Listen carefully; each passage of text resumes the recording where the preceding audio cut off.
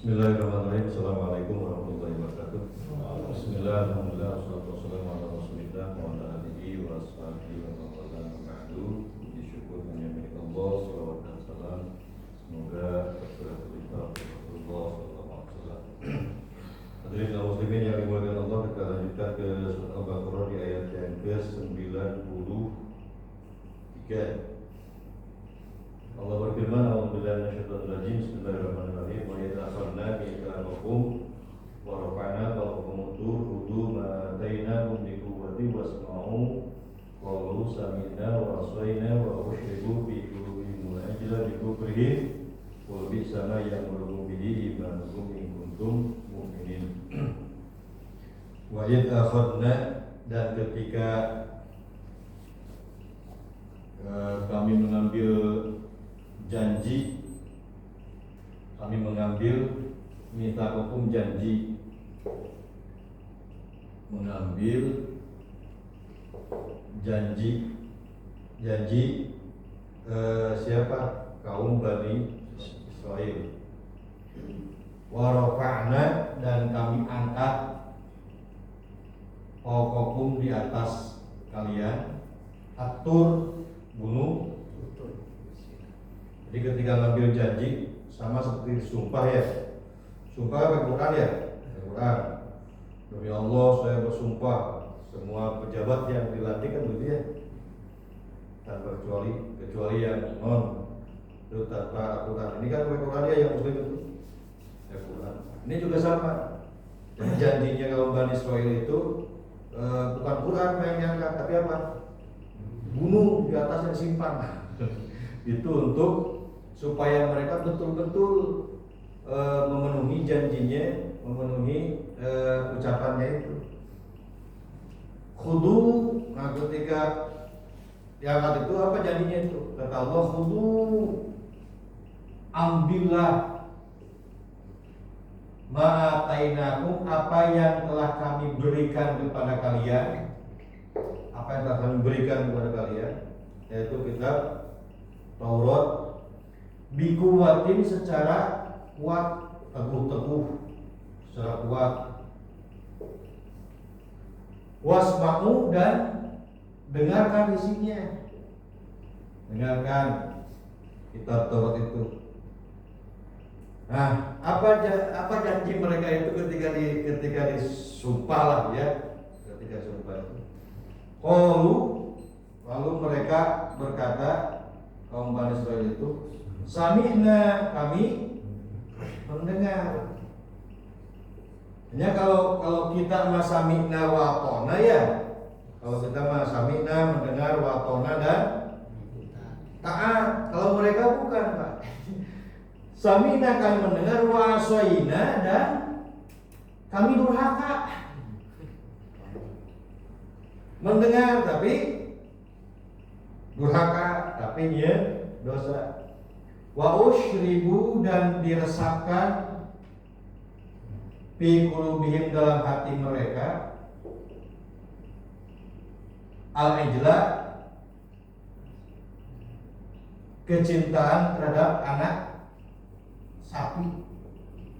Dan yang sembah kepada sapi ya, bikuprihim, karena kufurnya mereka.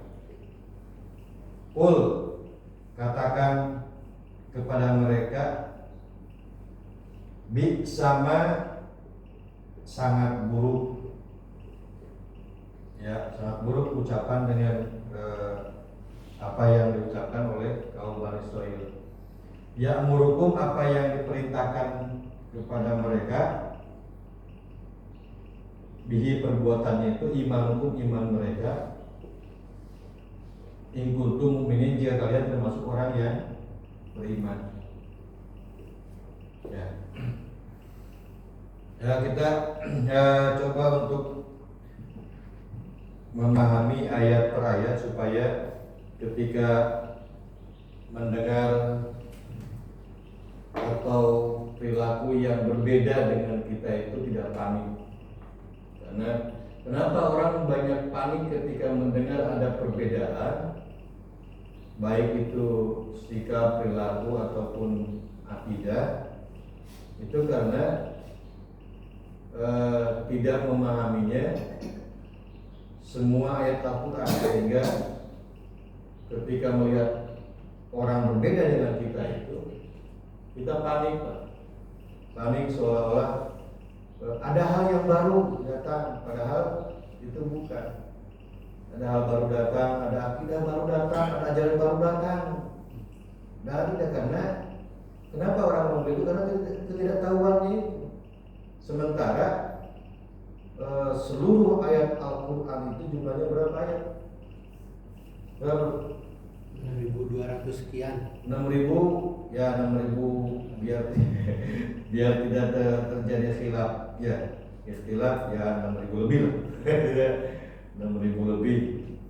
Nah, ada yang bilang 6.666, ada yang bilang 6.600, ada yang bilang 6.300, ya 6.000 lebih sekian. Ya, 6.000-an lebih. Kalau kurang nggak mungkin ya. 6.000 lebih sekian. Nah, dari 6.000 lebih sekian itu kan tidak semua orang memahami isi ayat Al-Quran itu. Ya, bagi orang yang tidak memahami isi Al-Quran, jangankan 6.000, 10 juga nggak tahu. Sehingga ketika begitu ada orang yang berbeda, baik itu pengetahuannya ataupun sikap dan akidahnya, itu dianggap hal yang baru, padahal bukan hal yang baru. Itu tanda-tanda kepanikan. Jadi karena ketidaktahuan akhirnya panik.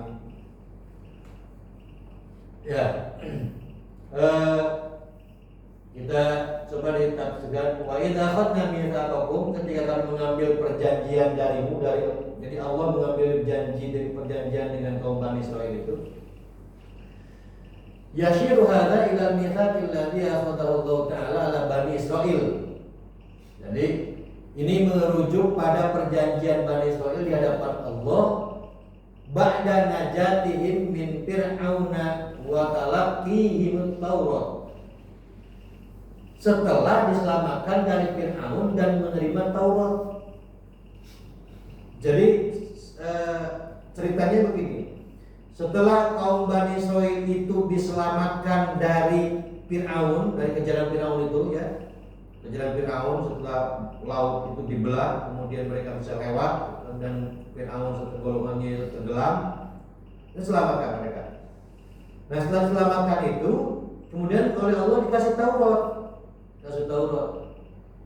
Nah, haitsu amiru bil iltizami bi syari'atillahi wa akamihi, mereka diperintahkan taat kepada hukum-hukum Allah. Jadi setelah diselamatkan baru diberi Taurat dan diperintahkan untuk taat mengikuti aturan syariat yang sudah dikeluarkan oleh Allah. Itu kisahnya begitu. Wa rafa'na fawqakumut tur, kami angkat gunung di atas kalian. Itu ketika ngambil janji yang tadi itu, jadi diangkat di atas kepalanya, sok siap. Ya, lamun nurut, taat, ya gunung murah gitu. Itu sengaja. Al-maksud anna Allah Ta'ala rafa'a jabal Tur, maksudnya adalah Allah mengangkat gunung Tur itu secara fisik. Hakikat itu secara fisiknya itu fawqa di atas kepala mereka. Jadi katahdid itu bentuk ancaman. At-tahdid bentuk ancaman mereka. Allah angkat gunung itu adalah bentuk ancaman kepada mereka. Liyakhudut Taurat, supaya mereka bersungguh-sungguh memegang Taurat. Ya sumpah, gitu kan? Sumpah sebelum sok kaya kitab Taurat, tuturkan kitab Taurat itu supaya mengancam mereka supaya lebih serius, sungguh-sungguh. Waqad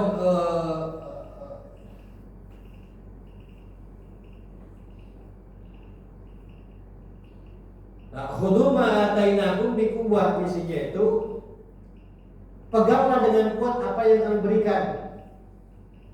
Lalu ketika diangkat rusuk, dia pegang kitab Taurat. Ulah lepas tina kitab Taurat. Jangan melempar, jangan keluar dari menyimpan dari kitab Taurat. Khudu ma atainakum, cekelat sing kuat, cekal itu eusina laksanakeun gitulah si kitab Taurat itu. Al-tazimu bima utiya lakum min kitabillahi wa syariati al-iltizaman qawiyan jadan, maksudnya adalah itu buat komitmen yang sungguh-sungguh. Komitmen yang sungguh-sungguh, ada keinginan yang sungguh-sungguh, ada kemauan yang sungguh-sungguh untuk menjalankan Taurat itu. Nah, la mujarrada talaqin syar'iyyin dan syariat hukum Taurat dan syariat yang telah ditentukan oleh Allah itu. Pegang hukum Allah yang ada dalam kitab Taurat itu. Nah, lantas qalu sami'na wa asaina yadullu hada ala tamarrudi Bani Israil. Kata Bani Israil itu qalu, kami dengar tapi kami durhaka. Jawaban anehnya. Ya, kami dengar tapi kami durhaka. Yadullu hada ala tamarrudi Bani Israil. Ini menunjukkan sikap keras kepalanya Bani Israil. Jadi narima tapi ngadenge tapi mungkin ngadenge tapi, dan itu disampaikan Pak, disampaikan. Jadi entah jika orang kan di orang munafik mah dina mulut iya, dina hate mungkin munafik. Ya bener Pak, terus terang Bani Israil mah. Terus terang. Itu perbedaannya Bani Israil dengan munafik. Tapi kata mufasir ya dulu hadza ala tamar di Bani. Ini menunjukkan sikap keras kepalanya Bani Israil itu diucapkan, penolakan itu diucapkan. Bahwa sami'u awami Allah, mereka mendengar perintah Allah, lakinnahum ta'ammadu isinahu waradda al-imtithali bi awamirihi, tetapi secara sadar menolak untuk mentaatinya. Bukan sadar lagi, itu memang sadar bisa gitu ya. Sadar karena diucapkan. Area yang munafik itu kan sadar tapi memang sadar enggak hati. Dia mah terus terang. Wa usribu fi qulubihim al-ijla, dan telah diserap ke dalam hati mereka itu kecintaan terhadap anak sapi. Ayat tasyarrabat qulubuhum hubba ibadatil ijlid dahabiyil ladzi sana'u. Maksudnya hati mereka telah dipenuhi kecintaan kepada penyembahan patung anak sapi itu. Karena sudah cinta kepada anak sapi itu, sehingga sulit mereka untuk mentaati aturan Taurat itu. Karena ada kecintaan. Kama fi qouli ta'ala, setelah Allah sampaikan seperti itu. Yaitu ketika mereka membuat berhala sapi emas untuk dijadikan sebagai sembahan. Bikuprihim aykan nadzalim bisa bikuprihim, kekafiran ini menunjukkan pada penolakan mereka terhadap perintah-perintah Allah, wa ibadatuhum, dan penyembahan mereka terhadap berhala-berhala itu. Nah, kul bi sama yang murukum bi imanukum hali ibaratun taubi in syadidatin minallahi ta'ala. Jadi kul bi sama yang murukum bi imanukum, katakan buruk benar apa yang diperintahkan oleh iman mereka, oleh iman kalian itu. Jadi imannya itu memerintahkan untuk mendengar tapi untuk durhaka. Nah, itu yang disebut dengan buruk benar iman mereka. Apa yang diperintahkan oleh imannya itu, bertolak belakang. Nah, ini merupakan bentuk kritik tajam dari Allah yang haitsu yubayyinu anna imanahum in kanu shadiqina bi ad'iyaihim. Mereka mengklaim beriman tetapi iman yang mereka klaim justru malah membenarkan penyimpangan. Nah, itu hati-hati, Pak. Jadi kalau ada penyimpangan atau pelanggaran kemudian kita benarkan, nah itu namanya sama saja sifatnya dengan kaum Bani Israel. Mengklaim kesalahan merupakan kebenaran. Sekarang apa hikmah dari surat Al-Baqarah ayat 93 ini? Yang pertama, hikmahnya itu adalah khataru takdzib syari'ati ba'da ma'rifatil haq, bahaya mendustakan syariat setelah tahu kebenarannya. Ini yang hikmahnya dari ayat ini. Jadi tahu, Pak, sudah tahu ayat Al-Quran itu benar tapi didustakan, didurhakai, hanya bisa mendengar, setelah itu baru didurhaka. Yang kedua,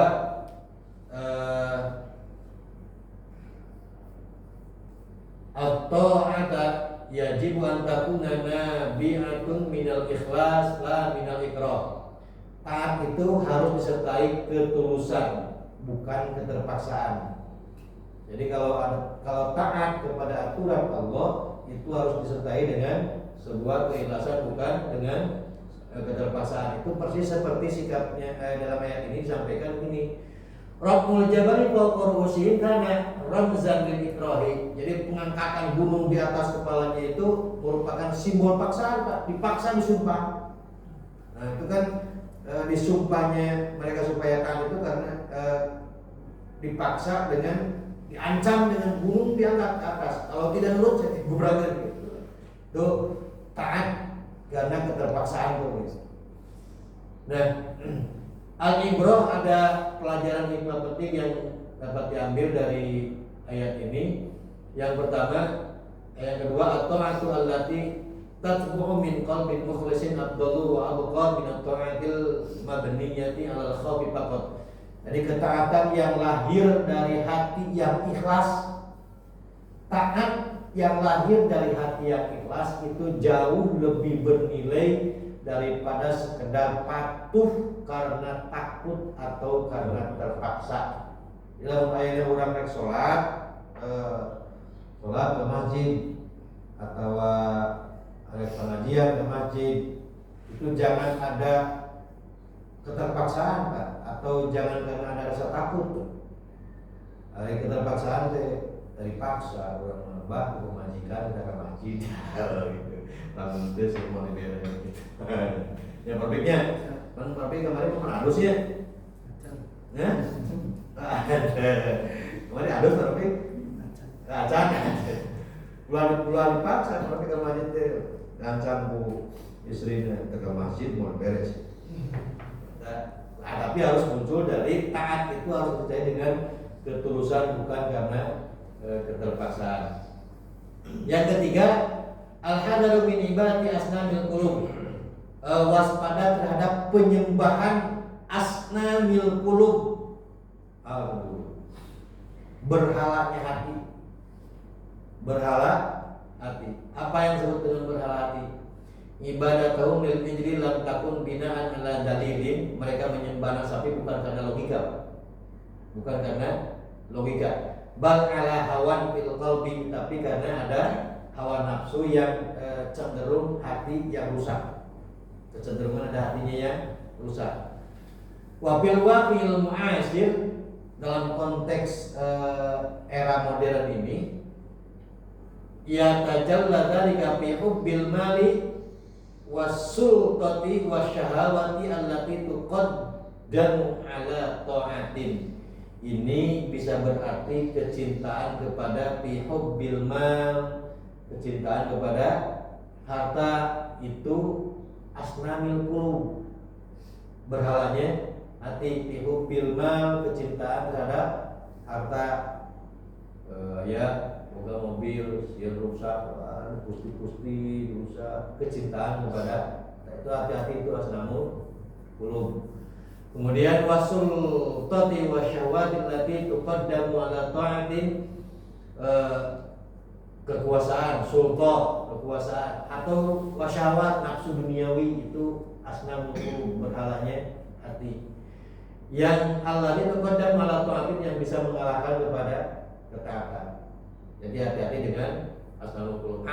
Al-ibratu yajibu an nuzakkiya qulubana li alla tadgha mahabbatud dunya wal imanil haqiqi. Kita harus menjaga hati agar tidak diwarnai oleh cinta dunia secara berlebihan. Itu sehingga kalau cinta dunia itu berlebihan, itu akan mampu menggeser keimanan yang sejati. Ya, itu akan mampu menggeser keimanan sejati kalau cintanya terlalu besar terhadap dunia. Maka hati-hati, jangan terlalu besar cinta kepada istri, berarti cinta kepada Allah ya. Ya, kalau istri nyuruh sok, aku istri suruh ke masjid daek, aku Allah suruh ke masjid daek gitu. Nah, itu ada keterpaksaan. Yang keempat, al-imanul haqiqi laisa mujarradan di'ai. Iman sejati itu bukan sekadar pengakuan, bukan sekedar klaim ya, iman sejati itu. Allah Subhanahu wa taala qad zamma qauman yad'una al-iman wa yuqarinuna dzalika bil ma'siyah. Allah mengecam mereka kaum Bani Israil itu yang mengatakan kami beriman tapi tetap melakukan kemungkaran. Beriman tapi tetap melakukan kemungkaran. Nah, apa hikmahnya? Yajibu 'alal muslim ayyuth bita imanahu bil amali sholih wal inqiyad lisyari'ati. Umat Islam itu diajarkan untuk membuktikan keimanannya. Jadi kalau ada pengakuan iman, buktikan iman itu. Kalau lisan mengakukan iman, buktikan pengakuannya iman itu. Pokok iman tapi taat. Nah, dengan apa? Dengan amal soleh dan ketundukan, kepatuhan kepada syariat, bukan sekedar identitas klaim atau pengakuan lisan saja. Jadi ngaku lisan tapi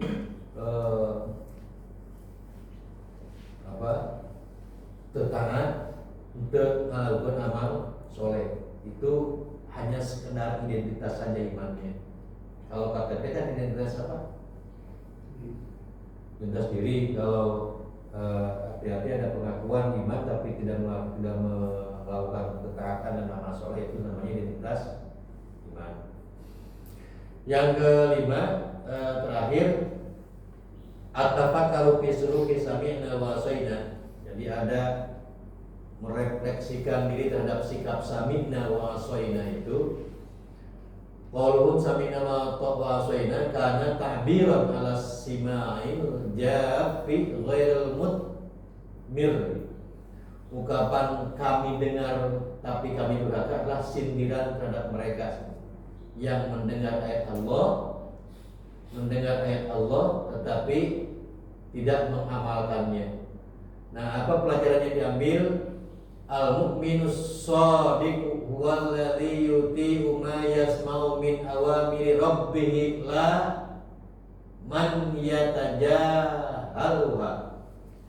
Jadi kita diajarkan, orang mukmin itu diajarkan untuk menanamkan sifat sami'na wa ata'na, bukan sami'na wa asaina. Sami'na kami mendengar, setelah itu baru kami taat. Nah, itu laman yatajahaluha. Jadi bukan sifat yang sebaliknya, bukan sifat samina wa asaina, tapi kita kan di kita itu samina wa asaina.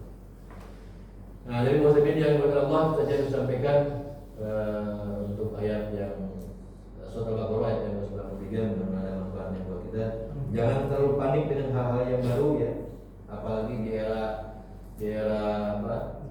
era modern ini. Sekarang itu banyak penafsiran secara kontemporer, dan itu tidak bisa dihindari Pak, karena zaman sudah berubah dan Al-Quran itu tidak mungkin juga Al-Quran itu tidak sesuai dengan zaman. Al-Quran tetap sesuai dengan zaman, tetapi nanti perlu penafsiran, maka lahir isu-isu kontemporer zaman sekarang ini. Dan tidak perlu kaget, Pak. Nggak perlu panik juga kalau ada perbedaan itu, karena itulah hazanah ilmu yang selalu berkembang, tidak statis, jadi tidak stagnan, cicing yang ilmu itu harus berkembang. Oleh karena itu, untuk memahami, untuk menyikapi dunia yang serba modern, kita mencoba mengkaji Al-Quran, ayat Al-Quran dari berbagai aspek. Mudah-mudahan itu bisa membantu membuat kita tidak panik terhadap aturan-aturan ajaran-ajaran yang mungkin saja akan berkembang di masa yang akan datang, lebih berbeda dengan apa yang kita yakini pada masa lalu. Atau bola begini kieu dah, nah coba ya nama kieu. Gitu. Jangan sampai berpikir seperti itu, karena Al-Quran itu tetap akan terus mengikuti perkembangan zaman, tidak akan ketinggalan. Tetapi tergantung pola pikir kita menghadapi dan menyikapi zaman itu, kemudian dikorelasikan dengan ayat-ayat Al-Quran. Saya sampaikan, mohon maaf atas segala-galanya. Assalamualaikum warahmatullahi wabarakatuh.